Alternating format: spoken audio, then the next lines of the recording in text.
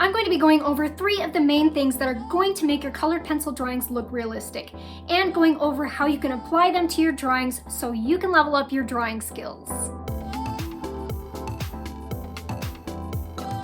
To get that really realistic look to your drawings, there are a couple of things that you need to make sure is happening with each one of your drawings, and you need to critique your work throughout the entire drawing process to make sure that you're meeting those things. Because without them, your drawings are going to lack that wow factor.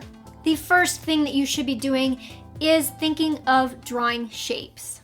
In order to get a realistic looking drawing, you do a whole lot of isolating different areas by the shapes that they are. And in those areas, you divide them up into the shapes for the highlights, the midtones, and the shadows.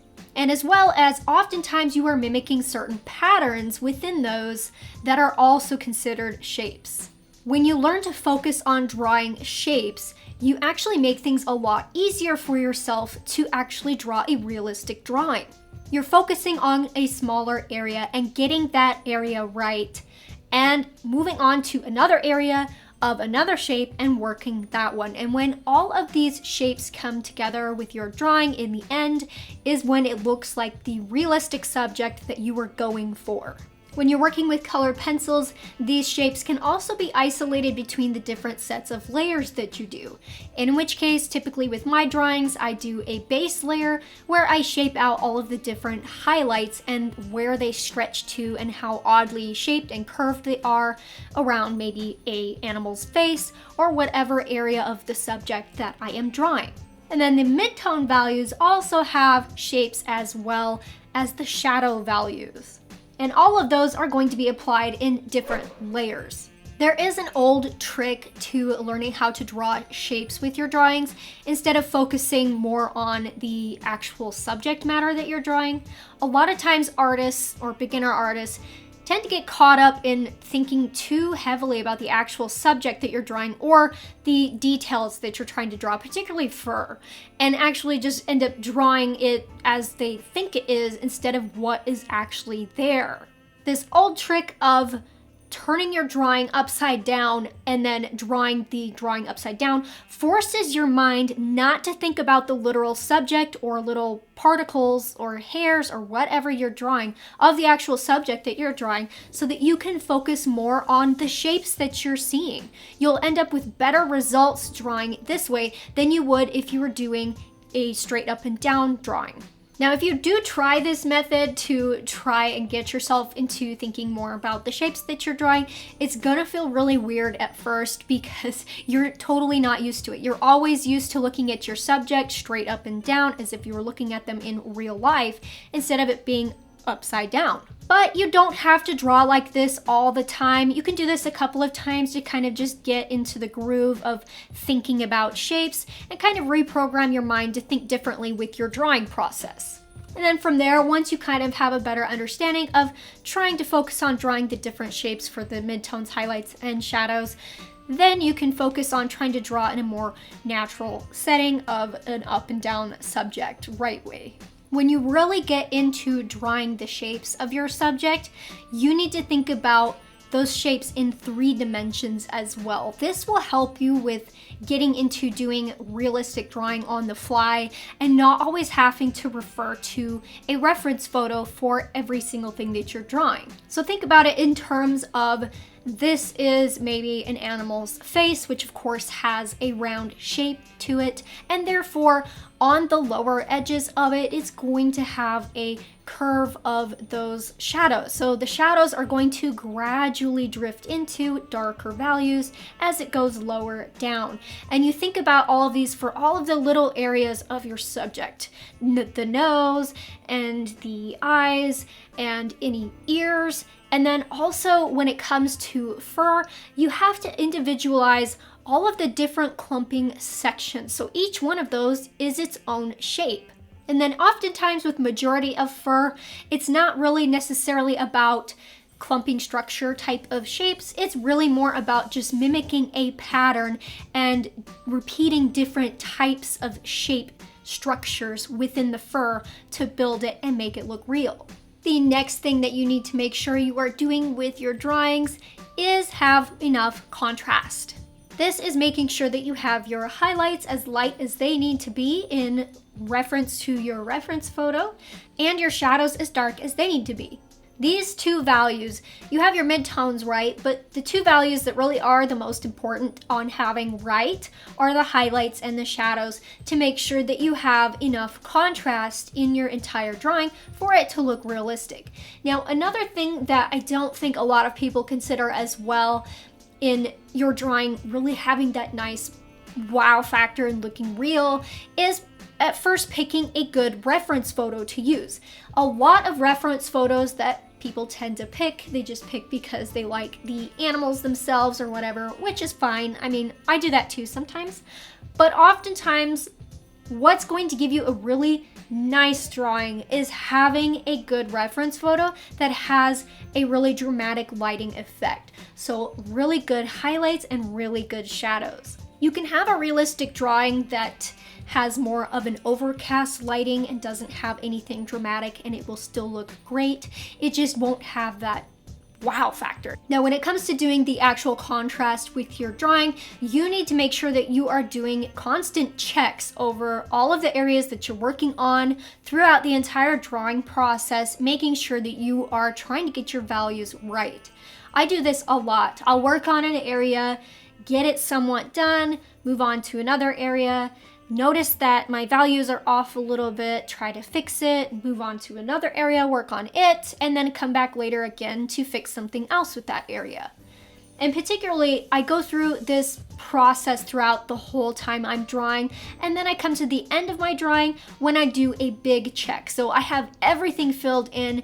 It would be complete at this point, right? But I'm not done yet because I'm going to evaluate all of the values as a whole for the whole drawing and pinpoint areas that need to be darker or lighter. Now, this may seem like a really kind of nitpicky thing maybe to some of you, that like, why does it matter? It's all done.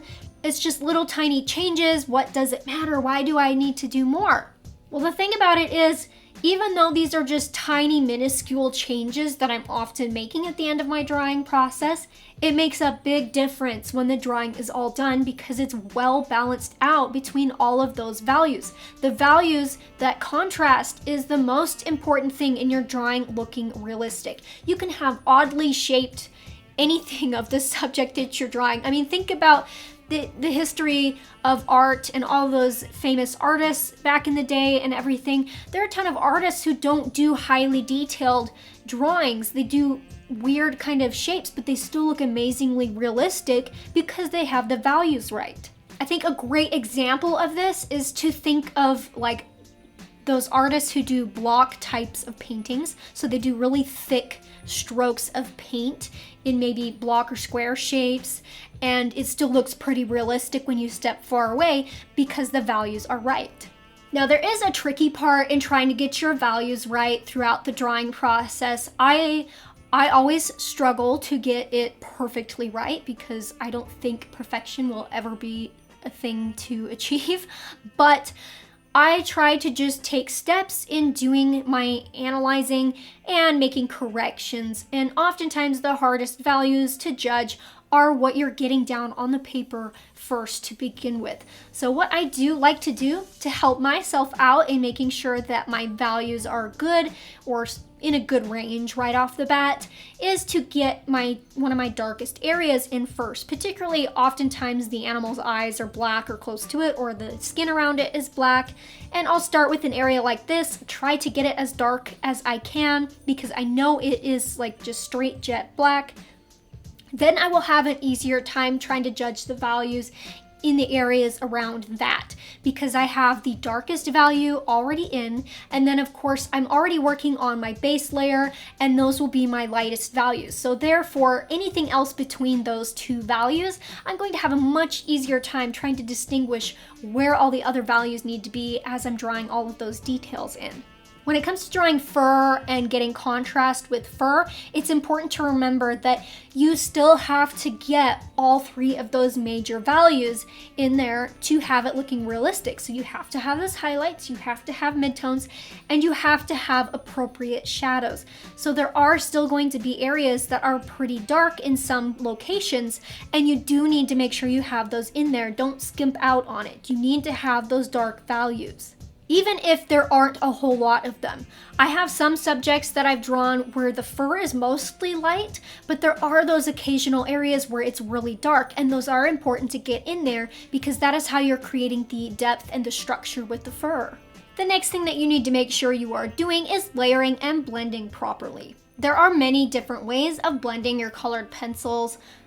Really though, I think the best way that you can blend your pencils is by using solvent. Second to that is burnish blending, which I often do burnish blending a lot on certain subjects, and I don't always use solvent.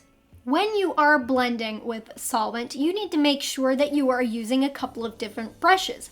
Why do you need to use a couple of different brushes and not just one? I oftentimes see a lot of other artists using solvent and they only use one brush and go over the whole drawing with it. When you use different brushes, they have different hardnesses. So the bristles in some are tougher or less bendy, and other ones are softer and more malleable.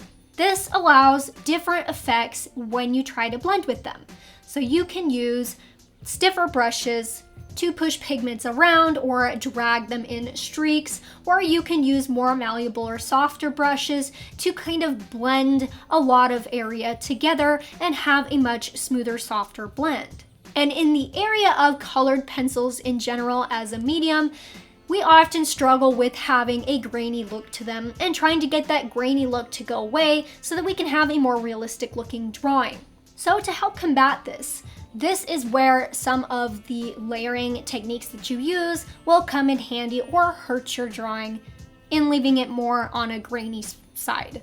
Layering and blending go hand in hand together when it comes to doing your layers. You can't do your layers properly unless you blend them, and that's either by burnish, of course, or using solvent. Personally, when it comes to layering for me, I don't like to do all of my layers in one big lump sum. Like I've seen some other artists do, where they get pretty much all of the colors they're gonna need and want for their drawing all in one layer, or one big collection of layers, I should say, because they're drawing different colors over the top of one another and, with the hope of mixing them together afterwards.